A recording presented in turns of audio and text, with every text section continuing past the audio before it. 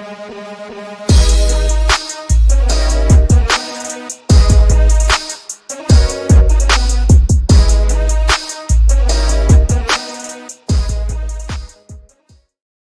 up, everyone? Welcome to Level 7. It is time for another episode of the Agents of Fandom podcast. I'm your host, TJ Zwarych, ready to talk about Peacemaker Season 2, Episode 5. Quiet, calm, probably short episode for us today. We got no guests, but I am still joined by my wonderful co-host and good friend, Damon Gray. How you doing, Damon? You say quiet. You say calm. I can be angry. I can be enthusiastic. I can be depressed. Whatever you want. I can bring some emotion to this thing.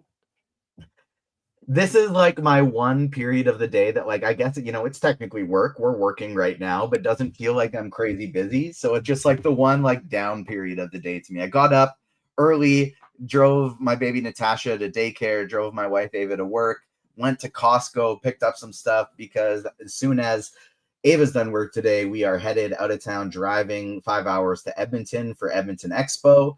And so busy day today. I got to get the house all ready. I got to get the animals to daycare for the weekend still later and get myself all packed up because I haven't even started packing yet. And so busy day ahead of me, but this is like the one time that just kind of feels like, all right, I'm just chilling. I'm just hanging out and I get to chat with my friend about a show that I like. But like there's not even really much need to do a what you watching because we did it yesterday on our Gen V show. So if you want to know what Damon and I are watching and reading, you can head over and check out the start of our Gen V episodes 1 to 3 of season 2 breakdown. We did a live show yesterday. It's already streaming up wherever you get your podcasts. So subscribe wherever you get your podcasts. Leave us a 5-star rating and review. If you write us a nice little review, we will bring it up here on the podcast. We'll read it. If you got a question, we will answer it. And then make sure you are also subscribed on YouTube. Hit the notification bell so you don't miss out on any of our shows because we got a lot coming up next week. On Monday, we're dropping my interview with Brian Andrews and Brad Winderbaum about the newest season of Marvel Zombies and the future of Marvel Television. On Tuesday, what's Tuesday? Marvel Zombies. We're talking about Marvel Zombies Tuesday night. It drops on Tuesday, so we'll watch it and we'll do the live show in the evening, pending our schedules work out for that. On Wednesday, we got Gen V. On Thursday, we got the Comic Corner. On Friday, we have no Comic Corner Thursday this week. You say Comic Corner Friday. Gen V Wednesday. Comic Corner Thursday. Comic Corner Thursday. On Friday, we have Peacemaker again. Like today. Today's Friday. We got Peacemaker on Friday. And so days are hard. Every shows every single day next week. Plus, I'll hopefully be having some interviews from Edmonton Expo dropping. I'll also be tweeting out some live news from the panels this weekend. So make sure you follow the Agents of Fandom on socials at Agents Fandom on TikTok and Twitter, Agents of Fandom everywhere else. Let's talk a little bit of news, Marvel news, before we talk Peacemaker. And that was, speaking of interviews with Brad Winderbaum, he mentioned recently that Daredevil, in an interview with IGN, I believe it was, that Daredevil Born Again has already been greenlit for season 3. Season 2, done filming. And this actually does go with, fit in line with a lot of the things he was telling me in my interview as well, which will be dropping next week. But in addition to, they're saying like, we are committed to Daredevil. We're doing it, already planning season 3. We also got an actor from the Netflix series who was posting on, and we know Jessica Jones is going to be in season 2 of Daredevil Born Again. Mike Coulter, Luke Cage, who's, speaking of Edmonton Expo, that's somebody I'll be meeting this weekend at Edmonton Expo. Fingers crossed we get to chat with him. But Mike Coulter is going to be at New York Comic Con with all of these Daredevil actors. And it's really kind of looking like the Defenders may potentially be. Let's be real. There is a very good chance he's coming back. Yeah, there's a very good chance. You don't bring Jessica Jones back. You don't bring other people back, maybe, and you don't bring Luke Cage back, who's one of the most important characters in that little group, right? Like you're not going to bring him back. He had been very busy for a while. He was doing a show called Evil, which is a pretty solid show. But the show's over. So hey, Mr. Coulter, what you doing? You want to come on by and to New York for a little bit, film some things, get some things ready for season 3, maybe a little cameo in season 2, because you're not going to bring back Jessica Jones and not bring back Luke Cage. You're not going to do that. What about Finn Jones, Iron Fist, even That's Jessica Henwick? Iron Fist. That's fine. You ain't doing Finn. Finn can just be the money. Hey Finn, we need some. Finn. Hey man, we need some money. Yeah, that's fine. He can be Danny Rand without having to be the Iron Yeah, Fist who fights. We can bring Jessica Henwick in for that and have her be the Iron Fist of the team. But the actor I was mentioning, who has been posting some workout pictures of them looking pretty buff, it's Elodie Young, who of course plays Elektra Nachios in the Daredevil series, previously on Netflix, but the first 3 seasons of Daredevil. What do you think? yes. Are we getting Elektra in season 2 or season 3? Maybe like last episode, season 2, get the gang back together. There's no way that she died and Matt survived. Her whole thing is also she dies. She has the hand thing, comes back alive. Look, if you're going to do Devil's Reign, which is seemingly like we are essentially in it at this point, you're not going to bring back Elektra, who also turns into Daredevil herself, because Mac does get arrested and there still needs to be a Daredevil on the street, and the one who takes up the mantle is Elektra, as well as like one of my favorite Daredevil moments in recent memory. The people of Hell's Kitchen also put on the mask themselves, and it's like, we are Daredevil. It's like, we are Hell's Kitchen. This is our area. And it becomes like the revolution of the people, and it's helped because of Elektra as well. So I would love to see Elodie come back. I'd love to see Elodie come back as Elektra. I would die to see her come back and put on the cowl, the helmet, with the big flowy hair behind it too. Oh, amazing. Give that to me. Love that. Because her as Daredevil is fantastic. I love Elektra Daredevil because she doesn't hide her identity. That everyone knows she's Elektra, so they're scared of her because it's Elektra, and she's like, I will kill you. Like, no, I'm an assassin. I will kill you. So, hey, Rose, get over here. You're gonna stop, or else you die. Me and Matt, or me and the other guy, we have different rules, but I will kill you. I would love to see some type of, because I do hate in superhero media where we get long arcs that take them out of their super suit, take them out of their superheroing, and they're just like undercover as a civilian for a while, or they lost their powers and so they're not doing it, unless there's some kind of substitute, right? Unless there's something else that's itching, that's scratching that itch for me.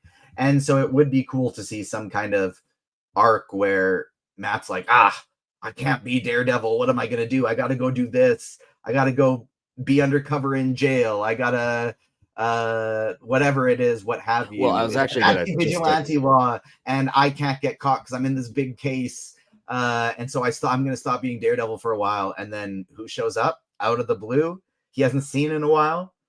It's his ex-girlfriend. It's Elektra. I would love to see something like that and have her don the cowl. It would be pretty damn cool. I do want to ask you though, because yesterday we just in regular conversation, we brought up you brought up the no prize and how we just like weave something together for what I thought might be a plot hole in Avatar: The Last Airbender, and we made sense. For those who don't know, the no prize is something that they used to do in comics where people would submit or you describe it, because you're it's like, it was a thing that, like, if a fan or readers are like, oh, there's a plot hole here, instead of complaining about it, you'd come up with a reason for something to make sense, right? You'd kind of like make up your own backstory to a situation where it's like Superman just released today, and I really enjoy that movie. There was something in that movie that bothered me when I watched it the first time. And it's when Metamorpho's like, I can't hold my baby when I'm like, I can't hold my baby. You need to hold my baby. And I'm like, why? Because he holds the baby later. And like in my mind, I'm like, I need to think of a reason here for that to make sense.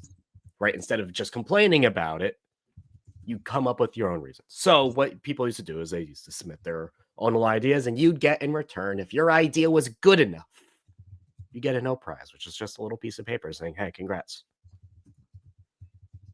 And it's kind of like unofficially canon at that point. That is what I now want you to do for how Elektra Nachios is back. Write me this story. Where has she been? How did she survive? Or did she die and has somebody brought her back? How would you do it? You can go either way, because Matt like was taken care of by I can't remember his mom's name, but the nun. He was taken back and he like never like died. He was close, he never died. Like we can kind of do like the same thing with Elektra. We could say she was with Night Nurse, right? Bring her back. Bring Claire back too. See, like we can say, like, oh, Night Nurse saved her and she was out with them. She went out to Madripoor, right? Like humbled away and just like went out to Madripoor. It seems like a place she would go. You can go with so many different things with Elektra. You could say she died and she was brought back to life. I personally prefer not to go that route, just because I know a lot of people, when you think about the seasons of Daredevil, the Hand storyline was probably people's least favorite, especially in season 2 when you had like the Frank Castle arc and everyone loved that. And then you go deep into the Hand stuff. And I was like, it's too weird, mystical, which is very much part of Daredevil's character. But people didn't like it. So let's try to stay away from resurrections. Yeah, I don't disagree with you there whatsoever. Oh, I should have propped our Daredevil background up while we were talking about this here. But yeah, I do think that they could lean away from the resurrections as well, or if it is a resurrection, somehow not from the Hand. You know, like give us a different route to it with, I don't know, demons and hell and things like that. That would be more the route I would take. But let's pivot. Route or route? Either one. Route. I had like an entire conversation once where I kept saying like roots in football, and it's like, it's a route, and I'm like, it's the same fucking word. Yeah, like, you know what I mean? Pause phase. Tomato. What? I met Pause phase. Vase vase. You never heard vase? Oh, vase with a V. I thought you said pause with a P. Oh. Yeah, let's take a phase for a second. No, have you ever heard somebody say tomato? I've heard like people say, "Oh, tomato." Yes, I've heard from one an island where they pronounce really tomato. like potatoes. And I don't mean like a British person, because like obviously like we that's know what we're getting at. We'll say tomato. But have you ever heard a American or Canadian say, like, who doesn't have a British accent? No, who says tomato? That's when you're not from the UK. If you do, let me know in the chat, because I'm fascinated by you and I want to pick your brain and figure out why you are the way you are. I had a teacher growing up who I remember we'd have they were called hot lunches, where you do like a pizza order and you pay $5 and you get like pizza at school one day. I remember we'd have those, and then they would tell us to put the pizza boxes in the recycling, but she would go on the intercom and say, and make sure you scrape off the tomato sauce into the garbage, because otherwise it can't be recycled. And it's the only person I've ever heard say tomato. She was from the Maritime. She was from like Newfoundland, I think, or New Brunswick. And so, but still, only person I've ever heard say tomato, except in a British accent. You also can't recycle a pizza box anyways. There's too much grease in it. Well, we did it. Well, you tried. Our school was big recycling school before recycling was even really a thing in school. We recycled before it was cool. We did. There was it's stupid, but I remember there was like a very specific award we won in elementary school, where we moved from like being a green school to emerald status. And it was like supposed to be such a big deal. We are emerald status. We are the greenest of schools. I'm proud of that to this day. I Ooh, feel like we gave the world a couple extra weeks before Apocalypse yeah, because of our okay.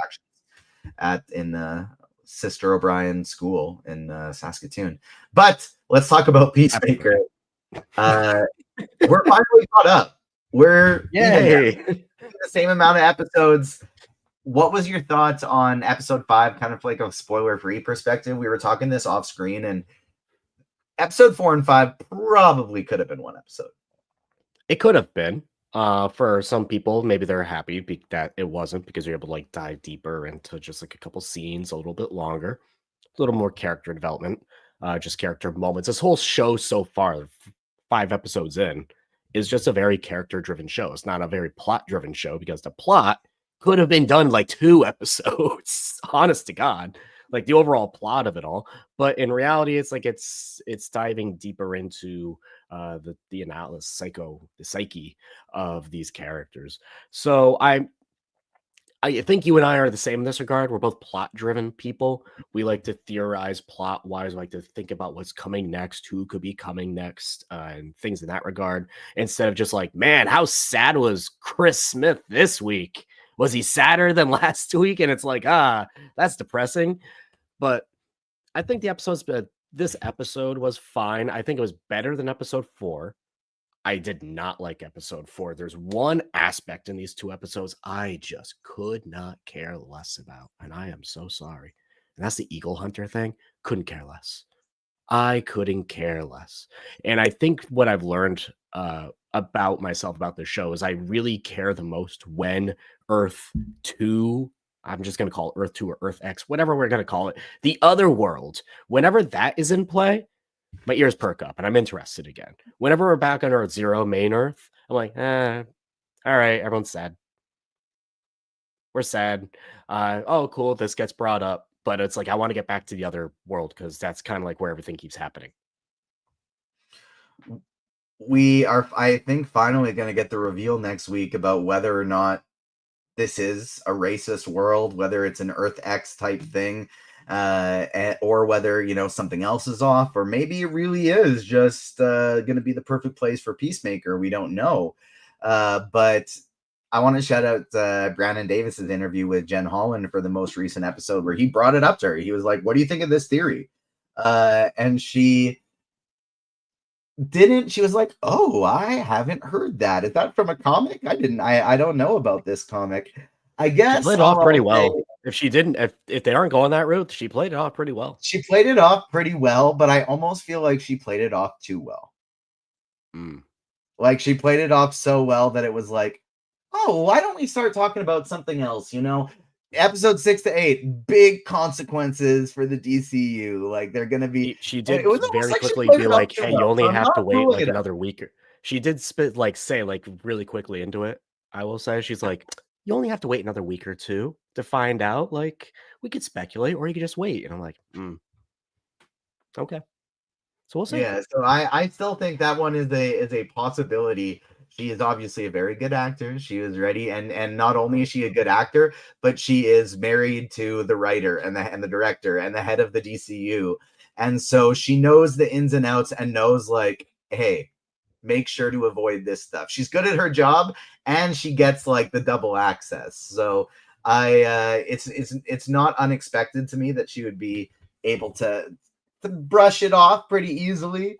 But they kind of do once again bring up, as James Gunn has, like when he was earlier doing it and he started calling like Peacemaker season 2 the prequel to Man of Tomorrow. I kind of thought he was just being facetious and it was like a joke. But it's been brought up again and again and again. And now Jennifer Holland, in that same interview with BD, she was talking about how the consequences are massive, the stakes are massive. What do you think is going to happen? Do you think we spend the next 3 episodes in that universe? Yes, Or at least what? all of next episode. Yes. Yeah, yeah. What do you think are these big stakes and consequences? Like, is this the beginning of a crisis, or what do you think is going to happen? Maybe the beginning. I'm not saying like here we go, full crisis mode. Maybe the beginning. We are quite literally and figuratively, but mostly literally opening the door for that because there are doors here, which I do find funny. Um, what I'm more interested about is why Flag Senior is so fascinated with it. Because at one point in the episodes, towards the end, he's like, it's not just about preventing what happened in Metropolis. He said something about like taking hold of it and taking advantage of it and like almost like using its power. I'm like, what are you trying to do? What is Argus trying to do? Is it with Argus? Are you like we're also working with Force somewhere else? Where are these plans coming from? Are they from like Luther Corp? Are you like what is going on here? And that's where we'll just have to wait and see. I am fascinated with that, and it's really cool so far how connected everything is. Because Gunn has said he's like, I mean, you can watch these individually, and he said this is gonna be more like Star Wars and their timelines and stuff, and how things can like go backwards forwards. This is very linear so far between like Creatures Commandos to Superman to this. It's very linear. I Which think that I I've been think a liking. lot of that I mean, he's kind of stuck by it, but I think a lot of that's it'll be like Star Wars where we visit different time periods. I think a lot of that was based on Maybe the their original initial idea. plan, Yeah. with all the things they released, but also I just think it doesn't rule out them doing like, yeah, we are seeing Damian Wayne, Batman Brave and the Bold, all of these guys are old. I don't think that rules out down the line. We still see the DCU Batman when he was young, after Matt Reeves's universe has fizzled out and things like that. I think it opens the door for that aspect. Or also, I mean, I think more soon, and what they're actually producing right now is like the Clayface of it all. I don't see that like impacting the greater DCU storyline, especially them saying Peacemaker is leading directly into Man of Tomorrow, not Mhm. Clayface or anything. Clayface leading directly into it. Clayface is, they said, will be a horror movie. It'll be Gotham based. Maybe you'll get a little bit of Batman in there. I do not think we will see Batman in that movie per se, You know but what I I think. hope we see in that movie? Hmm? I hope that movie is not set in present DCU. I hope that movie is set a little bit Oh, further in the past of the DCU. that'd be cool. Yeah. And don't give us Batman, but give us a Robin. Either a young Dick Grayson while he's still Robin. It wouldn't be the same actor because you'd recast him while he's older for whatever you see him next. Give us a Jason Todd who might be dead in this universe. Something like See, that. I Have think one that of would those be cool, Robins in this but movie. I think that'd be cool, but maybe we would already start to get into a too confusing area for general audiences, especially since we are seemingly going full forward with two Batman. I wouldn't want to stretch that farther for general audiences' brains than we kind of already are. I We hear both think that, that, like, but at I the would agree same with you. I time, think that's a cool idea. how much more money does Clayface make when you tie it to, hey everyone, this is a Batman related project, this is a Batman related project, and All they not have just to do, dude, Law and and we Order? know they will. All they have to do in the trailer is just be like, Gotham, Yeah. Gotham. But then that does kind of the same, like, it already is, it already is gonna be confusing, so make it cool. I want a I Robin in mean, that movie. I doubt we would see any of the Bat family. I don't think it's Or if not a Robin, a Batgirl. impossible. I don't think it's impossible, but it would be cool. Give us Oracle later in the DCU, but have that be Barbara Gordon's Batgirl in that movie. Sure. Huh? Huh? No, sure. It Yeah. works. Back to Peacemaker. What do you think the big stakes are of 6 to 8, whether it's in our universe or not, if it's not Crisis? And do you think we get,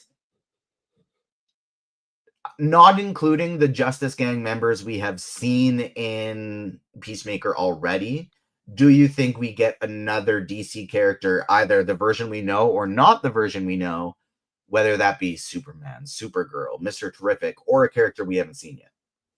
I've been saying this since episode 1. I think we are getting a Blue Beetle. I would put money on it to be Jaime, just because they were on the West Coast in episode 1. I mean, is a West Coast Blue Beetle. It would be cool for them to have the Justice Gang kind of come back in to maybe save the day, and Jaime is there as the newest member of the Justice Gang. But we are going into interdimensional portals and stuff, and who knows? Maybe Ted pops up in this new universe. Who knows?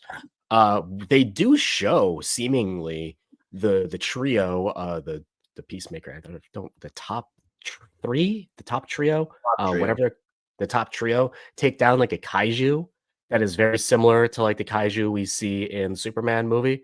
I don't know if it's like as a one for one or just be like, hey, here's a fun little nod to it, or just repurposing of the scene to be a little cheap, not cheap, but save some money. Um, yeah, it's a little funs and nods there. I think we will see the Justice Gang again. I think we will see some characters from the Superman movie. I'm still not sold on seeing on the possibility of us seeing Superman or Supergirl in the show. But I think anyone else is fair game. I am still all aboard our friend Chris's theory, not the Chris who was on the podcast, but Chris who was on the podcast a while ago talking Superman, but not the one we just had yesterday talking Gen V. I love his theory, and that is we will meet Ted Kord in season 2. He's been trapped in the interdimensional portal or in one of those universes. That's where he's been gone, and he's been the one being forced to construct these Peacemaker helmets. Christopher Smith gave the mention in the show. Peacemaker said like, "Oh no, my dad's an idiot. He flunked out of 10th grade. He couldn't build these things." What if it was Ted Kord that was being forced to build all of this stuff the whole time? I think that would be really cool, and I think that is just an incredible theory from our guy Chris V. Of Jenna and Chris. It's good, not of an outlet, but of the awesome theories online. And so that is some comics. That is, yeah, go read some comics. There you go. Go read some comics. And so that is one of my favorite theories that I've seen on this, and I would really, really love to get Ted Kord showing up. Let's talk about the specificities of this episode, where I want to know, like, after you saw episode 4, did you think Harcourt was going to side with Argus or side with Peacemaker? Did you think anything was tricky about the way she said copacetic, and with that being a keyword, or was that just something you were shocked by?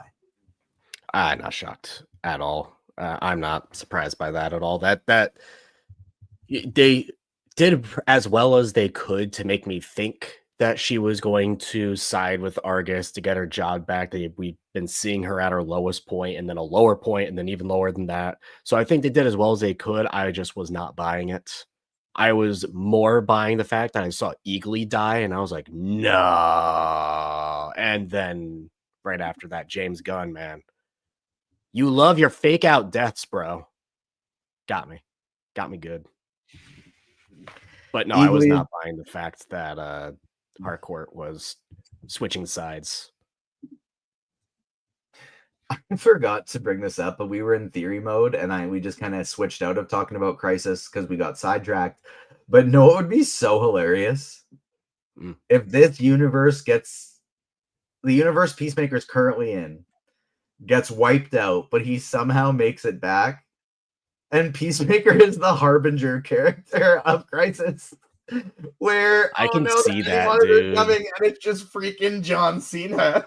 Dude, I can actually see that. I mean, we just had Dark Crisis of Infinite Earths in the comics recently, and they made Dick they made Nightwing like the centerfold of it all, which I loved. But hey, man, James Gunn loves Peacemaker.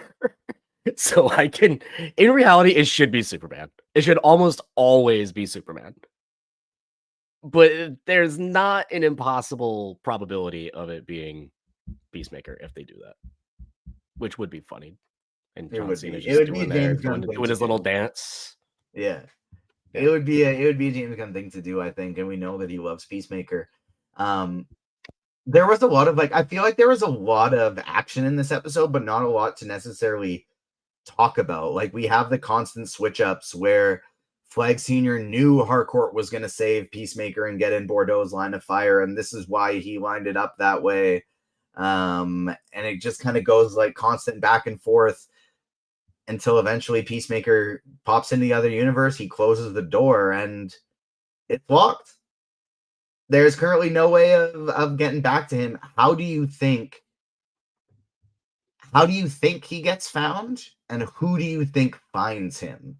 Is it going to be the 11th Street kids, and it's them who get through first, or is it going to be Argus who punches through and then they just follow them? I think the 11th Street kids will go in and Argus will kind of follow him in there. I think at some point Flag Senior will meet Flag Junior. I'm still aboard the theory that this other universe is kind of evil, so they're going to have to kill their loved ones or fight their loved ones in some way, and that's going to be the big sad of it all. My worst case scenario is that this somehow unleashes like an evil Superman upon the world, and I don't need that. I don't think anyone needs that right now. But we do know that the early synopsis of Man of Tomorrow is that essentially Lex and Superman have to team up because there's something worse, something so bad that the two of them have to team up for. So is that a potential crisis? Is that a worse evil from that universe being put on? Is there a Brainiac in this universe who's been manipulating everything to be the way it is, and Brainiac gets unleashed into Earth Zero? I mean, you can go many different ways. Brainiac or Crisis definitely seem like the two most likely scenarios for Man of Tomorrow. Now, obviously it could just be like a Brainiac coming in from a different universe, but I don't think that's where they would pull Brainiac from. But I could absolutely see it being the first beginnings of a crisis. That'll do it for our Peacemaker conversation. Damon, what is coming up next week on the Comic Corner? It's Jeff. It's Jeff. Thank you. It's Jeff. It's Ultimate Spider-Man. It's Absolute Wonder Woman. There's so many great comics out. It's a very hard 180 between Jeff and Spider-Man. I kind of have to read Spider-Man and then Jeff immediately after because Jeff is just so lighthearted and cute and adorable. And he has a little evil shadow version of him running around and he has to deal with it. And he's bouncing all over the Marvel universe to help track it down. He went into the Guardians of the Galaxy area where he met with like Rocket and Groot. He went into Louisiana, which is where Rogue and Gambit are. He went into Madripoor, which is where Wolverine was with Luna Snow because he had to get that Marvel Rivals stuff in there. It's just been adorable and fun. Meanwhile, in Ultimate Spider-Man, that run's coming to an end, and it makes me so sad because it's like Marvel's best book, if or one of their best books. Just the Ultimate Universe in general has been great. So we only have like 3-4 issues left of that. If you have not been reading it, I want to say the first 2 or 3 volumes of the trade are out. It's fantastic. If you have not been enjoying what they've been doing for Spider-Man in main continuity recently, and you kind of just want something new, this is it. Like, this is a lot of what people have been asking for. It's an adult Spider-Man in this universe who has a wife, who's Mary Jane, and 2 kids. And what would happen if he became Spider-Man at like a 32-year-old man? And we just kind of go from there in a universe made by the maker, and it's organized evil. It's fascinating.